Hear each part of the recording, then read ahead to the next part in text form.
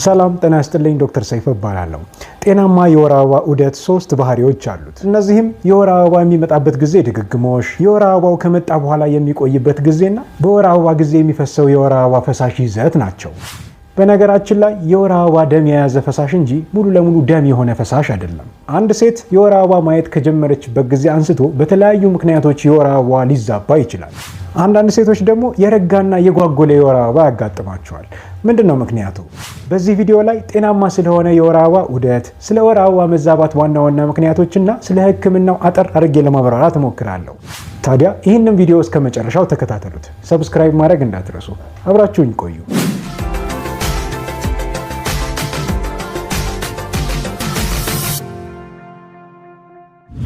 አንድ ሴት ለአቅመ ሔዋን ከደረሰችበት እድሜ አንስቶ በእድሜዋ በአማካይ እስከ 450 የወር አበባዎችን ታያለች። እነዚህ የወር አበባ ዑደቶች ታዲያ ሁልጊዜ በተመሳሳይ ቀን ይመጣሉ ማለት አይደለም። አንዳንድ ጊዜ በተለያዩ ሁኔታዎች እንዲሁም በተጓዳኝ ችግሮች ምክንያት የወር አበባ ሂደት መሰናክል ሲያጋጥመው የወር አበባ የሚመጣበት ጊዜና መጠኑ እንዲሁም ይዘቱ ከተለመደው ለየት ሊል ይችላል።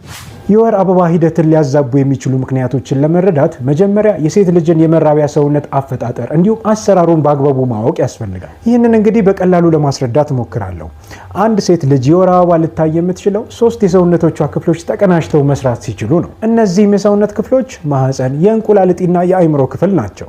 የመጀመሪያው አካል ወይም ማህፀን የወር አበባ ፈሳሽ የሚፈጠርበት ቦታ ነው። አንድ ሴት የማህፀን ክፍሏ በአግባቡ የሚሰራ ከሆነና አፈጣጠሩ ላይ ችግር የሌለ ከሆነ ወይም ከማህፀኗ ወደ ታች ያለው የወር አበባ መውረጃ ክፍል ክፍት እስከሆነ ድረስ እድሜዋ ሲደርስ የወር አበባ ማየት ይኖርባታል። ጤናማ አፈጣጠር ወይም ጤናማ አሰራር ያለው ማህፀን ሲኖር ደግሞ ማህፀኑ ብቻውን ወይም በራሱ የወር አበባን አይሰራም። ጤናማ አፈጣጠር ያለው ማህፀን ስራውን በአግባቡ እንዲሰራ ከሌላ የመራቢያ ሰውነት ትዕዛዝን ይፈልጋል። ይህም የሰውነት ክፍል የእንቁላል ማምረቻ ክፍል ነው። በሌላ ስሙ እንቁልጢ ተብሎ ይጠራል። ከማህፀን ጋር ተያይዞ የሚገኝ አካል ነው። ልክ የወንድ የዘር ፍሬ ሀብለ ዘርን እንደሚያመርተው ሁሉ የሴቷም ዘር ወይም እንቁላል በዚህ አካል ውስጥ ይቀመጣል። እዚህ ጋር ታዲያ የወንድና የሴት ልጅ ልዩ ተፈጥሮ የሚሆነው ወንድ ልጅ እድሜ ልኩን ሀብለ ዘር ወይም የዘር ፍሬ እያመረተ ሲኖር፣ ሴት ልጅ ግን አዲስ እንቁላል ሳይሆን የምታመርተው ከወንድ ልጅ በተቃራኒው ስትወለድ ጀምሮ የያዘችውን እንቁላል እየመነዘረች ነው የምትኖረው። ምን መሰላችሁ? አንድ ሴት ልጅ ልክ እንደተወለደች በእንቁላል እጢዋ ውስጥ እስከ 1 ሚሊዮን የሚደርሱ እንቁላሎችን ይዛ ትወለዳለች። እድሜዋ ለአቅመ ሔዋን እስከሚደርስበት ጊዜ ታዲያ እነዚህ እንቁላሎች ቀስ በቀስ እየከሰሙ ይሄዱና ልክ እድሜዋ ለአቅመ ሔዋን ሲደርስ ወይም ደግሞ የወር አበባ ሲጀምራት በአማካይ ከ300,000 እስከ 500,000 የሚደርሱ እንቁላሎች በእንቁላል እጢዋ ውስጥ ይቀራሉ። ከነዚህ የተቀሩት እንቁላሎች ውስጥ በየወሩ የተወሰኑ እንቁላሎች ይበስሉና ከመሃላቸው አንዱ ብቻ ለርቢ ይዘጋጅና ሌሎቹ አሁንም እየከሰሙ ይሄዳሉ። በዚህ ሂደት ታዲያ አንድ ሴት እድሜዋ ወደ 50 ሲጠጋ ያሏት እንቁላሎች ይመነምኑና ወደ እርጣት ትጠጋለች ማለት ነው። ታዲያ እዚህ ጋር የሴቷ የእንቁላል ማስቀመጫ ወይም የእንቁላል እጢ ብቻውን እንቁላል እያበሰለ ወደ ማህፀን አይለቅም። እንቁላሎችን እያበሰለ ወደ ማህፀን ለርቢ ለማዘጋጀት ከአእምሮ እንጥር የሚለቀቅ ትዕዛዝን ይፈልጋል። ከአእምሮ እንጥል በሆርሞን መልክ ወደ እንቁላል እጢ የሚለቀቀው ትዕዛዝ የእንቁላል እጢ በየወሩ እንቁላል እንዲያዘጋጅ የሚያስገድደው ትዕዛዝ ነው። ታዲያ እዚህ ጋር አንድ ሴት እድሜዋ ደርሶ የወር አበባ ማየት ስትጀምር እነዚህ 3 የሰውነቶቿ ክፍሎች ተቀናጅተው መስራት ይጀምራሉ። ታዲያ እዚህ ጋር እንደ ምሳሌ ለማንሳት ያህል አንድ ልጅ ተወልዶ እድሜው ከፍ ሲል በአንድ ጊዜ ሽንቱና ሰገራውን መቆጣጠር አይችልም። የተወለደው ልጅ በበቂ ሁኔታ ሽንቱንና ሰገራውን ለመቆጣጠር እንዲያስችለው የሽንትና የሰገራ መቋጠሪያ ጡንቻው እየዳበረ መሄድ ይኖርበታል። ያ ልጅ ሽንትና ሰገራውን ሙሉ ለሙሉ መቆጣጠር እስከሚጀምር ድረስ ልብስ እያበላሸ ቢሆንም የተወሰነ ጊዜ ይፈጅበታል። አንድ እድሜዋ ለአቅመ ሔዋን የደረሰች ሴት ላይ የወር አበባ ሲጀምር በበቂ ሁኔታ የወር አበባ ዑደት አይኖረውም። ልክ ሽንቱን መቆጣጠር እንደሚለማመድ ሕፃን ልጅ በተመሳሳይ ሁኔታ የወር አበባዋ ጊዜውን ጠብቆ ለመምጣት እነዚህ የሰውነት ክፍሎቿ መዳበር ይጠበቅባቸዋል። ለዛም ነው አንድ ሴት የወር አበባ ማየት እንደጀመረች በአማካይ ከ1 ዓመት እስከ 2 ዓመት ያህል ድረስ የወር አበባዋ ጊዜውን ጠብቆ የማይመጣና የተዛባ ሊሆን ይችላል። ስለ ሴት ልጅ የመራቢያ አካል አፈጣጠርና አሰራር ይህን ያህል ካልን የወር አበባ ሂደትስ ምን ይመስላል? አንድ የወር አበባ 2 ክፍለ ጊዜዎች አሉት። እንቁላል የሚዘጋጅበት ክፍለ ጊዜና የወር አበባ የሚዘጋጅበት ክፍለ ጊዜ። ለምሳሌ በየ28 ቀኑ የወር አበባ የምታይ ሴት እንቁላል የምታዘጋጅበት ክፍለ ጊዜ 14 ቀን ሲሆን የተቀረው 14 ቀን ደግሞ የወር አበባ የሚዘጋጅበት ጊዜ ነው።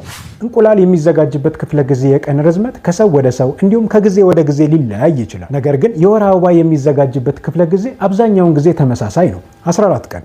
ለምሳሌ በ30 ቀን የወር አበባ የምታይ ሴት እንቁላል የምታዘጋጅበት ክፍለ ጊዜ 16 ቀን ይሆንና የተቀረው 14 ቀን ደግሞ የወር አበባ የሚዘጋጅበት ክፍለ ጊዜ ይሆናል። 14 ቀኑ አብዛኛውን ጊዜ አይለያይም፣ ነገር ግን እንቁላል የሚዘጋጅበት ክፍለ ጊዜ የተለያየ ሊሆን ይችላል።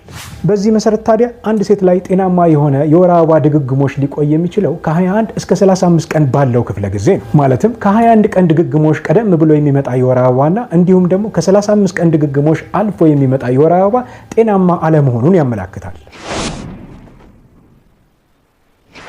የወር አበባ ፍሳሽ የደም ይዘት ከደም ስር እንደወጣ ደም የሚረጋ አይደለም። ምክንያቱም የወር አበባው በውስጡ የሚይዘው ንጥረ ነገር የወር አበባው እንዳይረጋ ወይም እንዳይጓጉል ይከላከላል። ነገር ግን አንዳንድ ጊዜ መጠኑ ከፍ ያለ የወር አበባ ሲኖር አነስተኛ መጠን ያላቸው ጓጓላዎች የወር አበባ ላይ ሊታዩ ይችላሉ። አብዛኛውን ጊዜ አንድ ጤናማ የወር አበባ መፍሰስ ከጀመረበት ጊዜ አንስቶ ከ3 እስከ 5 ቀን ሊቆይ ይችላል። አንዳንድ ሴቶች ላይ ደግሞ እስከ 8 ቀን ሊቆይባቸው ይችላል። የወር አበባው ታዲያ ከ8 ቀን በላይ የሚቆይ ከሆነ ጤናማ እንዳልሆነ አንደኛው ምልክት ነው። የወር አበባው ይዘትን በተመለከተ ደግሞ የወር አበባው መፍሰስ ከጀመረ በኋላ በቀን ውስጥ መፍሰስ የሚጠበቅበት ይዘት እስከ 80 ኤምኤል ድረስ ነው። አብዛኛውን ጊዜ በአማካይ እስከ 30 ኤምኤል ድረስ ሊፈስ ይችላል። ያም ማለት አንድ ሴት በቀን ውስጥ 5 እና ከዛ በላይ ሞዴስ የሚያስቀይራት ከሆነ የወር አበባ እየበዛ ነው ማለት ነው፣ ወይም ደግሞ የበዛ የወር አበባ እየፈሰሳት ነው ማለት ነው። እስካሁን ያየነው ታዲያ ጤናማና ጤናማ ያልሆኑ የወር አበባ ዑደት ባህሪዎች ናቸው። ታዲያ የወር አበባን የሚያዛቡ ምክንያቶች ምንድን ናቸው? የወር አበባ መዛባትን የሚያመጡ ምክንያቶች ብዙ ናቸው። የማህፀን አካል ላይ ከሚፈጠር የሚታይ ችግር ሊሆን ይችላል፣ ወይም ደግሞ የማህፀን አካላዊ ችግር ሳይኖር የሚመጣ የወር አበባ መዛባትም ሊሆን ይችላል። ለምሳሌ እንዳልኳችሁ የወር አበባ ሂደት የሚታገዘው በማህፀን፣ በእንቁላል እጢና በአእምሮ እንጥል ነው። እነዚህ የሰውነት አካሎች እርስ በርሳቸው ተደጋግፈው የሚሰሩት አንዳቸውን ሊያዙ የሚችሉት ሆርሞንን በማመንጨትና በማስተላለፍ ነው። አንደኛው አካል የሚያመርተው ሆርሞን ሌላኛውን አካል ያዘዋል ማለት ነው። ታዲያ የወር አበባ የሚዛባበት አንደኛው ምክንያት የነዚህ ሆርሞኖች መዛባት ይሆናል። በእነዚህ የሰውነት አካሎች መካከል ያለውን የሆርሞን ምልልስ የሚያዛቡ ማንኛውም ምክንያቶች የወር አበባን ማዛባት አቅም አላቸው። ለምሳሌ ሲጋራ ማጨስ የወር አበባ እንዲፈጠር ዋነኛ የሆነውን ሆርሞን ኤስትሮጅን ተብሎ የሚጠራውን የሴት ሆርሞን የመቀነስ አቅም አለው። ይህንን ተንተርሶ ታዲያ ሲጋራ የምታጨስ ሴት ላይ የወር አበባ መዛባት ይኖራል። በተመሳሳይ መልኩ ደግሞ ከልክ ያለፈ ውፍረት ሲኖር እንዲሁም ከልክ ያለፈ ጫናና ከልክ ያለፈ ጭንቀት በሚኖርበት ጊዜ የወር አበባ መዛባት ሊፈጠር ይችላል።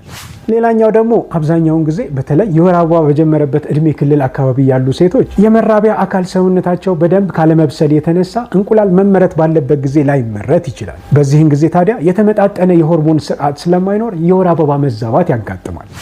እንዲሁም እድሜያቸው ወደ እርጣት የደረሱ ሴቶች ላይ የመራቢያ አካላቸው እየተዳከመ ስለሚሄድ እንቁላል ወደ ማህፀን ሳይለቀቅ ይቀርና የሆርሞን መዛባትን ይፈጥራል። በዚህም ምክንያት ታዲያ መጠኑ ያነስና ያለጊዜው ቀድሞ የሚመጣ የወር አበባ ሊታይ ይችላል። አንዳንድ ጊዜ ደግሞ በማህፀን ግድግዳ ላይ ከጊዜ በኋላ ትርፍ ስጋ ይበቀልና እንደ ትርፍ ስጋው እድገት መጠን የወር አበባ መብዛትና በወር አበባ መሃል የሚታይ እንዲሁም ያለ ወትሮ የሚመጣ ደም ሊታይ ይችላል። የማህፀን ምርመራ ተደርጎ እንዲህ አይነቱ ችግር ከተገኘ በቀላል ቀዶ ጥገና የሚስተካከል ይሆናል። በተመሳሳይ መልኩ ደግሞ ልጅ በጊዜ ያልወለዱ አንዳንድ ሴቶች ላይ የማህፀን እጢ ሊያጋጥም ይችላል። የማህፀን አካል ላይ የማህፀን እጢ በብዙ ቦታዎች ላይ የመውጣት አቅም አለው። እንዲሁም ከአንድ በላይ ብዙ ሆኖ ሊወጣም ይችላል አብዛኛውን ጊዜ። ይህ የማህፀን እጢ ታዲያ የማህፀን ግድግዳ አካባቢ የወጣ ከሆነ የማህፀን ግድግዳን ስፋት ስለሚጨምር የወር አበባ መብዛትን ያስከትላል። የማህፀን እጢ አብዛኛውን ጊዜ ህመም አያስከትልም። ነገር ግን መጠኑ ከፍተኛ ከሆነና እንዲሁም የሽንት መስመርን የሚዘጋ ከሆነ ወይም ደግሞ ለተደጋጋሚ ጊዜ ውርጃ ምክንያት ከሆነ በቀላል ቀዶ ጥገና የሚስተካከል ነው።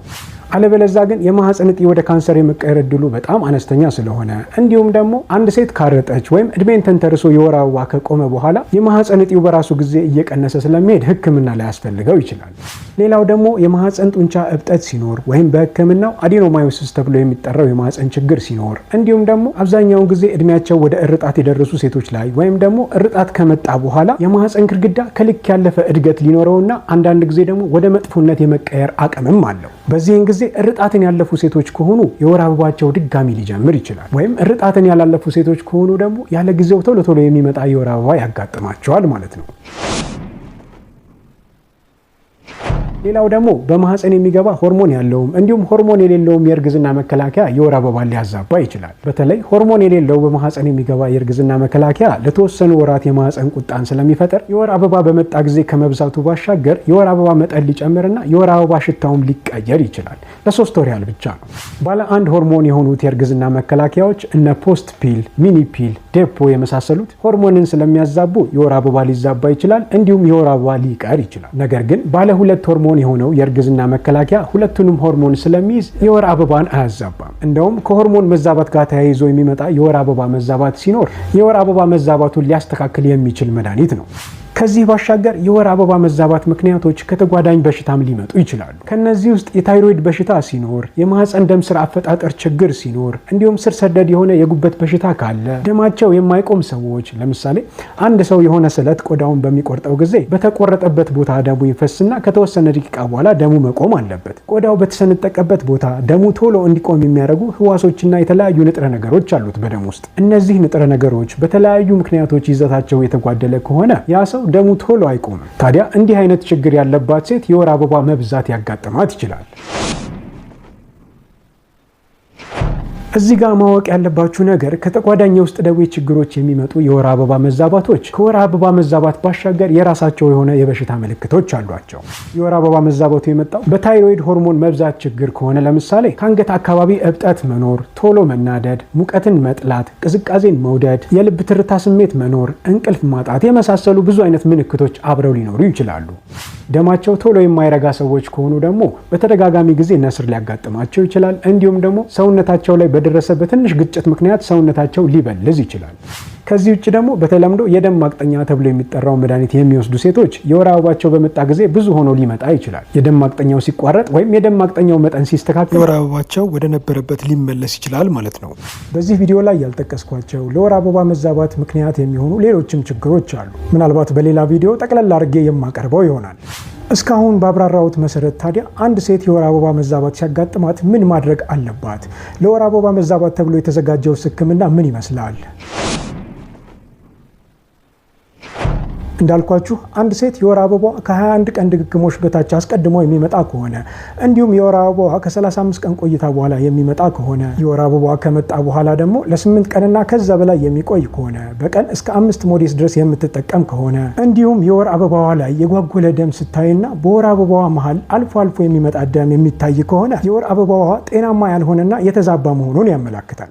በዚህ ቪዲዮ ላይ የወር አበባ መዛባት ብዙ ምክንያቶች እንዳሉት አይተናል። የወር አበባ መዛባትን ለማስተካከል የሚሰጠው ሕክምና የወር አበባ እንዲዛባ ያደረገውን ዋነኛ ምክንያት መርምሮ ከማወቅ ይጀምራል። ምክንያቱም ሕክምናው የወር አበባ መዛባትን እንዳስከተለው ምክንያት ስለሚሆን ነው።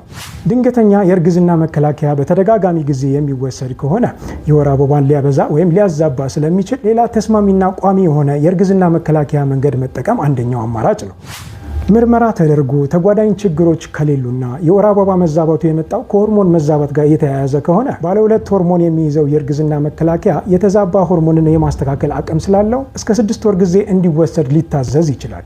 ከተጓዳኝ የውስጥ ደዌ በሽታዎች እንዲሁም ማህፀን ላይ ከሚታዩ ችግሮች የመነጨ የወር አበባ መዛባት ከሆነ ለውስጥ ደዌ በሽታው እንዲሁም ችግሩን ላስከተለው ምክንያት ሕክምና ሲደረግ የተዛባው የወር አበባ ወደ ነበረበት ይመለሳል። የወር አበባ የረጋ ደምና ያልተለመደ ስጋ መሰል ይዘት ካለው እንዲሁም ጥንቃቄ የጎደለው ግብረ ስጋ ግንኙነት ከነበረ ምናልባት ሳይታወቅ እርግዝና ተፈጥሮ እየወረደ ያለ ጽንስ መኖሩን ስለሚያመላክት በማህፀን ውስጥ የቀረ ስጋ እንዳይኖር በቶሎ የማህፀን አልትራሳውንድ ምርመራ ያስፈልጋል። ጠረን ያለውና ያልተለመደ የማህፀን ፈሳሽ የተስተዋለ ከሆነ የማህፀን ኢንፌክሽን መኖሩን ስለሚያመላክትና ካልታከመ ለባሰ የጤና እክል ስለሚዳርግ ሐኪም ጋር ቀርቦ ምርመራና ሕክምና ማድረግ ያስፈልጋል። በዚህ ቪዲዮ ላይ ያልተመለሰላችሁ ጥያቄ ካለ በኮሜንት ላይ አሳውቁኝ። በቀጣይ ቪዲዮ የወር አበባ ለረጅም ጊዜ የሚቆይበትን ምክንያትና ስለ ሕክምናው አጠር ያለ ማብራሪያ ይዤ እቀርባለሁ። ለዛሬ ያዘጋጀሁት ይሄውን ነበር። በቀጣይ ቪዲዮ እስከምንገናኝ ድረስ መልካም ጊዜ